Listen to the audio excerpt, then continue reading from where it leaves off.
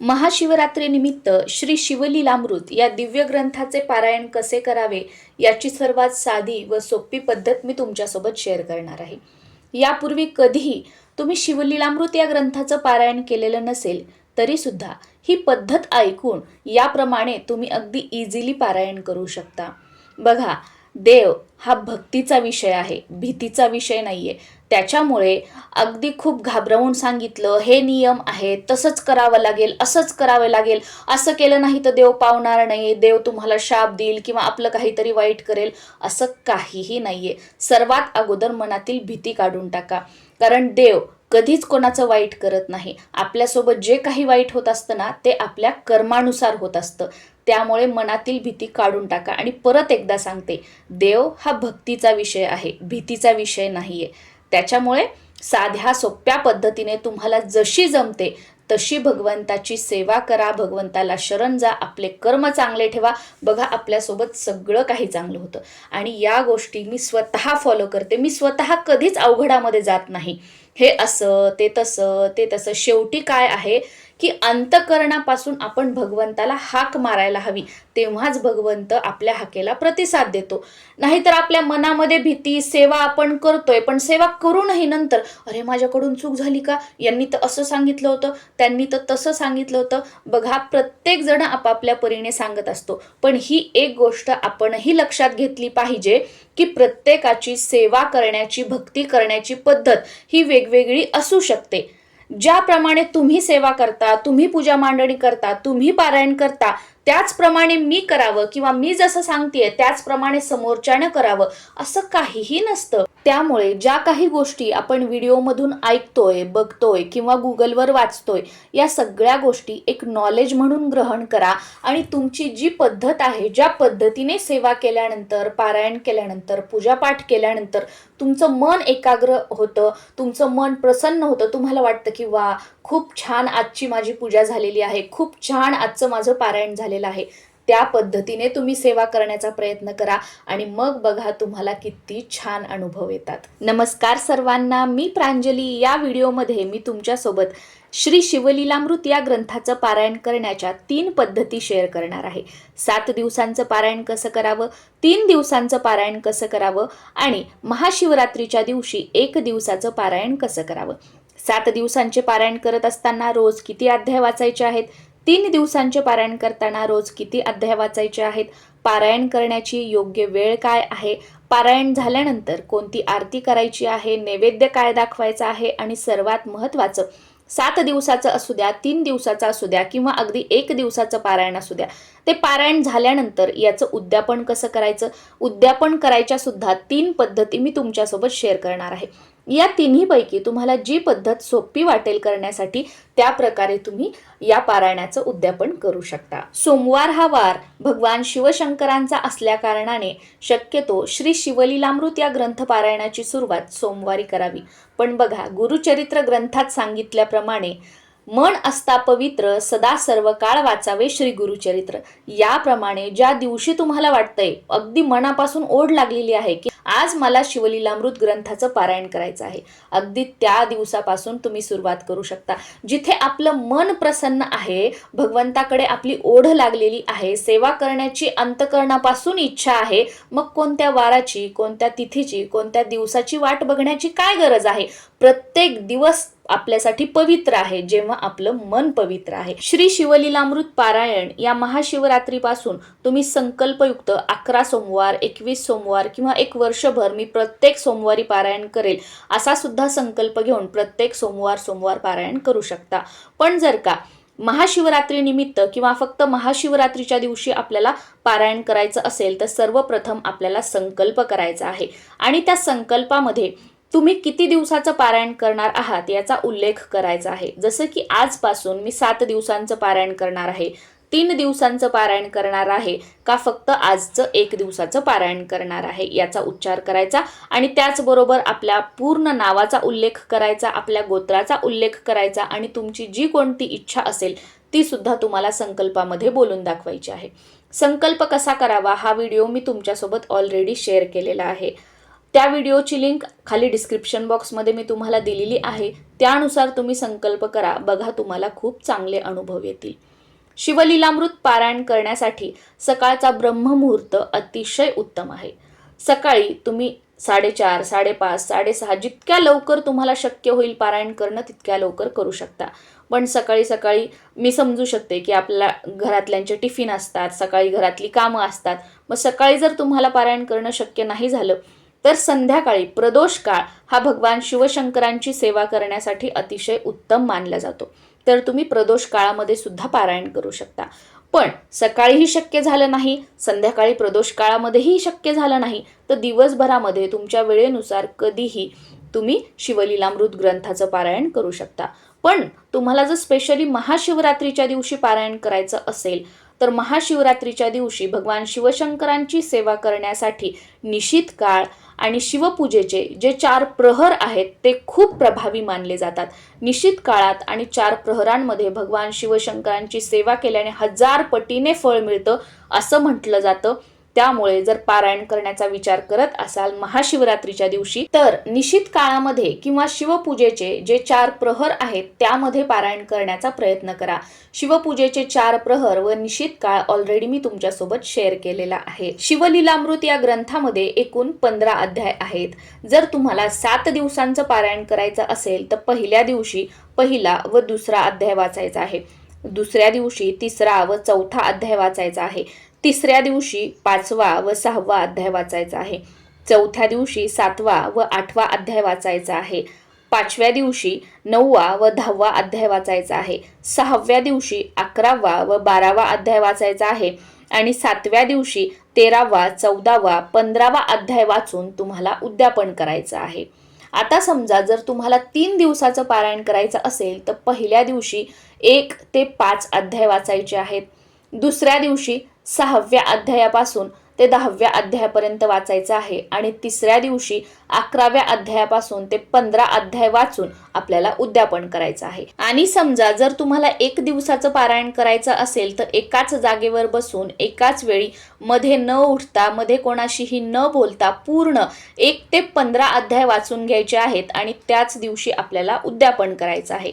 1 दिवसीय पारायण करण्यासाठी जवळजवळ 5 ते 6 तास लागतात. पण शेवटी तुमच्या वाचनाच्या स्पीडवर आहे. तुम्ही खूप स्लो वाचत असाल तर याहीपेक्षा जास्त वेळ लागू शकतो आणि तुम्ही फास्ट वाचत असाल तर एवढ्या वेळात तुमचं पारायण पूर्ण होऊ शकतं किंवा यापेक्षा थोडासा कमी वेळ सुद्धा तुम्हाला लागू शकतो. जर तुम्हाला महाशिवरात्रीच्या दिवशी फक्त 1 दिवसीय पारायण करायचं असेल आणि जर का तुम्ही महाशिवरात्रीची वेगळी पूजा मांडणी केलेली असेल तर तिथे त्या पूजेसमोर बसून तुम्ही पारायण केलं तरी सुद्धा चालतं. पण जर का तुम्हाला 7 दिवसांचं 3 दिवसांचं पारायण करायचं असेल तर तुमची इच्छा असेल तर तुम्ही वेगळी पूजा मांडणी करू शकता आणि तिथे पारायण करू शकता. पण या पारायणासाठी वेगळी अशी विशेष पूजा मांडणी करण्याची काहीही आवश्यकता नाही. देवघरासमोर बसून जरी आपण पारायण केलं तरी सुद्धा चालतं. पारायण करताना फक्त तेवढे त्या दिवशीचे अध्याय वाचन पूर्ण होईपर्यंत दिवा आपल्याला तेवत ठेवायचा आहे. आणि तुमची इच्छा जर तुम्हाला वाटलं की 7 दिवसांचं पारायण करताय तर 7 दिवस किंवा 3 दिवसांचं पारायण करताय तर 3 दिवस अखंड दिवा सुद्धा तुम्ही लावू शकता. हे टोटली आपल्यावर आहे. अखंड दिवा 7 दिवस किंवा 3 दिवस लावला तरीही चालेल किंवा फक्त दररोजचे अध्याय वाचन होईपर्यंत तरी किमान आपल्याला दिवा तेवत ठेवायचा आहे. बसण्यासाठी पांढरं आसन घ्यायचं आहे. तुमच्याकडे पांढरं आसन नसेल तर कोणत्याही एखाद्या फिक्क्या रंगाचं एखादं घरामध्ये ब्लाऊज पीस असेल तर ते बसण्यासाठी घेतलं तरी सुद्धा चालेल. 7 दिवसांचा संकल्प केलेला असेल तर 7 दिवस, 3 दिवसांचा संकल्प केलेला असेल तर 3 दिवस बसण्यासाठी एकच आसन ठेवायचं आहे. जागा सुद्धा आपली एकच असायला हवी आणि पारायण करण्याची वेळ सुद्धा एकच ठेवण्याचा प्रयत्न करा. बघा तुम्हाला खूप चांगले अनुभव येतील. आणि दररोज पारायण झाल्यानंतर काहीतरी गोडाचा, साखरेचा, खडीसाखरेचा किंवा शिरा वगैरे काहीही किंवा एखाद्या फळाचा नैवेद्य आपल्याला आवर्जून या ग्रंथाला दाखवायचा आहे. नैवेद्य दाखवून झाल्यानंतर सुरुवातीला गणपतीची आरती आणि त्यानंतर भगवान शिवशंकरांची आरती आपल्याला करायची आहे आणि त्यानंतर ग्रंथाला नमस्कार करून आसन सोडायचं आहे. बऱ्याच जणांचा हा प्रश्न असतो की आम्हाला खाली बसता येत नाही किंवा डॉक्टरांनी सांगितलेलं आहे जमिनीवर बसू नका, पण पारायण करण्याची खूप इच्छा आहे. तर अशा वेळेला सोफा सेट सोडून, अंथरूण पांघरून सोडून टेबल खुर्चीवर बसून आपण पारायण केलं तरी सुद्धा चालू शकतं. खूप जण मला हाही प्रश्न विचारतात की जेवण करून पारायण केलं तर चालतं का, किंवा काहीही न खाताच पारायण करायचं असतं का? तर बघा, तुम्हाला झेपत असेल, तुम्हाला कोणतेही आजार वगैरे नसतील, गोळ्या वगैरे काही नसतील, तर अशा वेळेला काहीही न खाता सकाळी सकाळी तुम्ही पारायण केलं आणि त्यानंतर जेवण केलं तरी सुद्धा चालू शकतं. पण आजकाल बऱ्याच वेळेला आपल्याला गोळ्याचे टायमिंग्ज असतात आणि त्या टाईमला खावं लागतं, गोळी घ्यावी लागते. तर अशा वेळेला कांदा लसूण न टाकता सात्विक स्वयंपाक बनवायचा, तो खायचा. जेवण झाल्यानंतर किमान 1 तास आपल्याला थांबायचं आहे आणि त्यानंतर पारायण करायचं आहे.